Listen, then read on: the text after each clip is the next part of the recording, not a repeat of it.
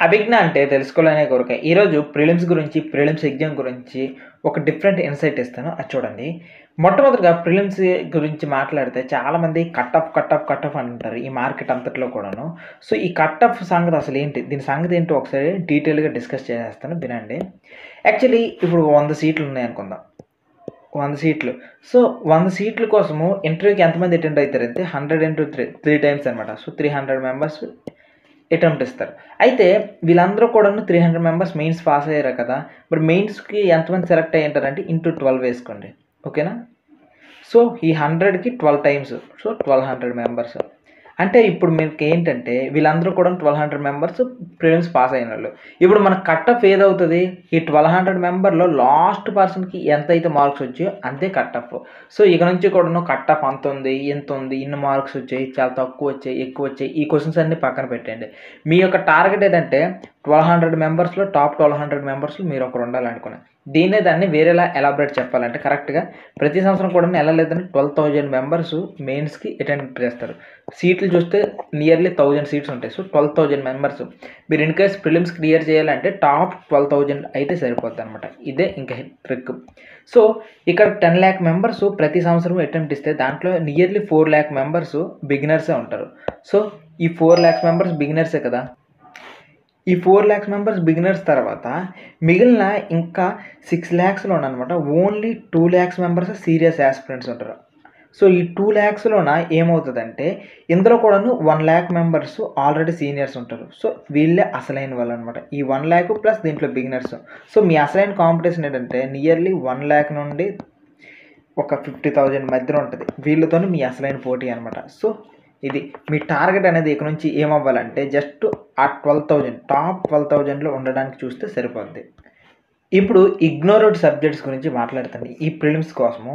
Actually అందరూ కూడాను ఏవేవి చదువుతారంటే మ్యాథ్స్ అందరూ కూడాను పాలిటీ చదువుతారు, జాగ్రఫీ చదువుతారు, మోడర్న్ హిస్టరీ చదువుతారు, దాని తర్వాత ఎకనామిక్స్ గట్టిగా చదువుతారు.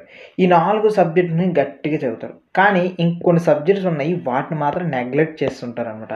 అవి ఏంటి అనంటే ఎన్విరాన్మెంట్, దాని తర్వాత సైన్స్ అండ్ టెక్నాలజీ, దాని తర్వాత యాన్షియంట్ ఆర్ట్ ఇవి విడిచిపెట్టేసి ఉంటారు. దాని తర్వాత ఇక్కడ మిడివల్ ఈ 4 కూడా విడిచిపెట్టేసి ఉంటారు. సో, ఇక్కడ ఏమవుతదంటే ఈ 4 నుండి ఎన్ని క్వెషన్స్ వస్తాయి తెలుసా? సుమారు 40 క్వెషన్స్ వస్తాయి. సో, 40 క్వెషన్స్ చాలా తక్కువేం కాదు. సో, ఉదాహరణకి ఈ 40 క్వెషన్స్ ఇక్కడ ఎలా ఉంటదంటే సిట్యుయేషను ఈ 40 క్వెషన్స్ గాని మీరు కొద్దిగా కష్టపడినా సరే మీరు చాలా ఎక్కువ మార్క్స్ గెయిన్ చేసుకోవచ్చనమాట.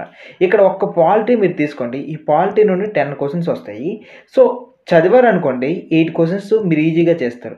అదే ఇన్ కేసు మీరు ఇంకా బాగా చదివారనుకోండి 9 క్వెషన్స్ చేస్తారనమాట. అంటే ఇక్కడ మీరు 2 నెలలు గట్టిగా చదివితే 8 క్వెషన్స్ చేశారు. కానీ ఎక్స్‌ట్రా ఇంకొక నెలంతా చదివితే మీకు వచ్చిన క్వెషన్ ఏంటంటే 1 క్వెషనే చేస్తారు.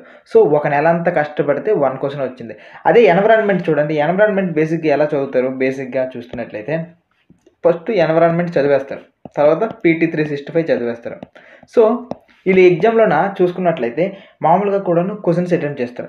అదే ఫాస్ట్‌గా చదివేసి ఒక 5 క్వెషన్స్ అటెంప్ట్ చేస్తారు. అదే దాన్ని ఇంకొక నెల మీరు ఇచ్చారనుకోండి ఇక్కడ 5 క్వెషన్స్‌ని అటెంప్ట్ చేయడానికి అవకాశం ఉంటది. సో, ఇక్కడ పాలిటీకి ఒక నెలంతా ఎక్స్‌ట్రా ఇవ్వడం వల్ల 1 క్వెషనే చేస్తారు. కానీ ఇదే ఎన్విరాన్మెంట్‌కి ఒక నెల చదివిన దాన్ని 2 నెలలు చదవడం వల్ల ఏమవుతుందంటే 5 క్వెషన్స్ చేయగలుగుతున్నారు. 5 క్వెషన్స్ అంటే 10 మార్క్స్. 10 మార్క్స్ అంటే మీ యొక్క రిజల్ట్ అనేది ఎంతలా మారిపోద్ది. మీ ప్రిలిమ్స్ నాలెడ్జ్ అనేది ఎంత ముందుకు తీసుకొని వెళ్ళిపోద్ది. ఎంత కట్ ఆఫ్ చేంజ్ చేస్తదో మీకు అర్థం చేసుకోవాలి.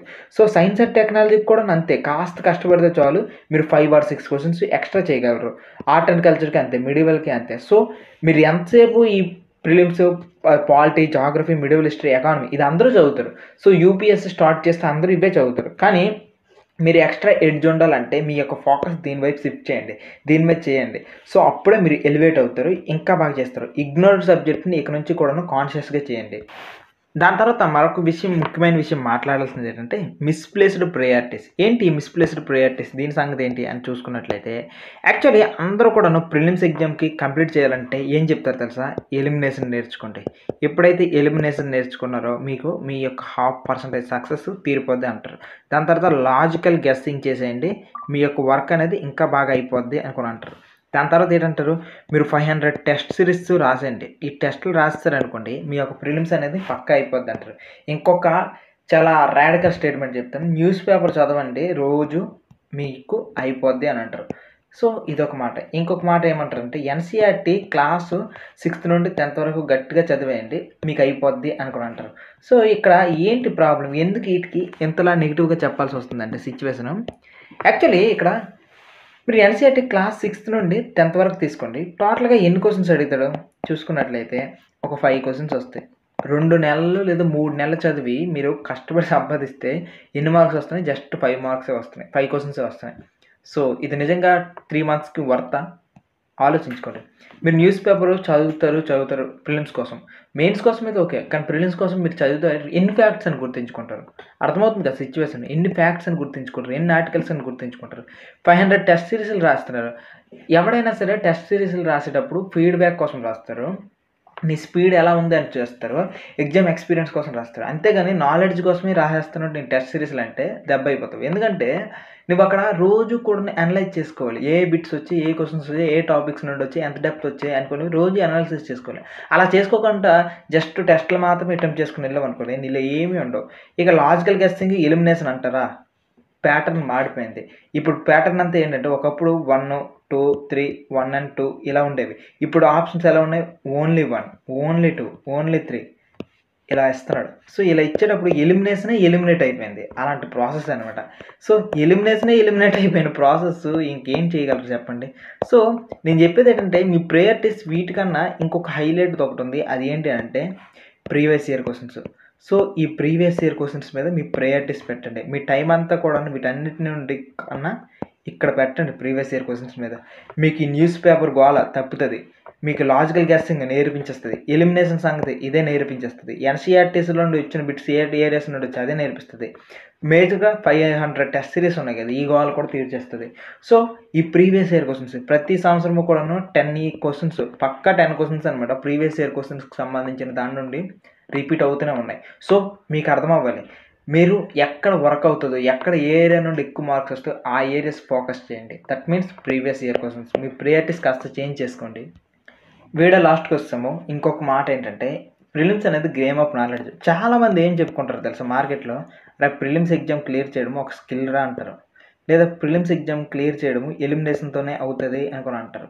సో ఇక్కడ మెయిన్ ప్రాబ్లం ఏంటో చెప్తాను చూడండి. అసలు ఎలిమినేషన్ స్కిల్ వీటి మీద ఫోకస్ చేస్తున్నారు కదా.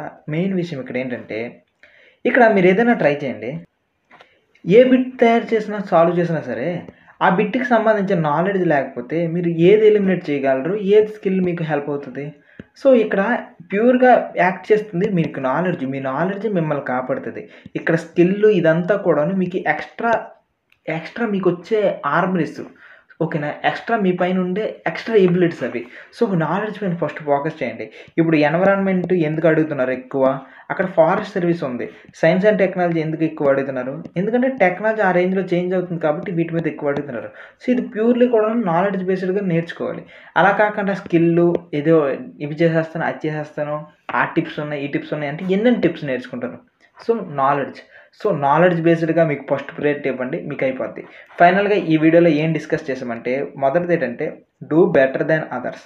మీకు ఎవరు పోటీ లేరు. ఆ టాప్ 12,000 ఉన్నారు కదా, ఆ 12,000లో మీకు ప్లేస్ ఉండాలి అంతే. బెటర్ దాన్ అదర్స్ అంతే. ఇంకా అంతకు మించి ఇంక వేరే క్వశ్చన్ మీరు పెట్టుకోకూడదు.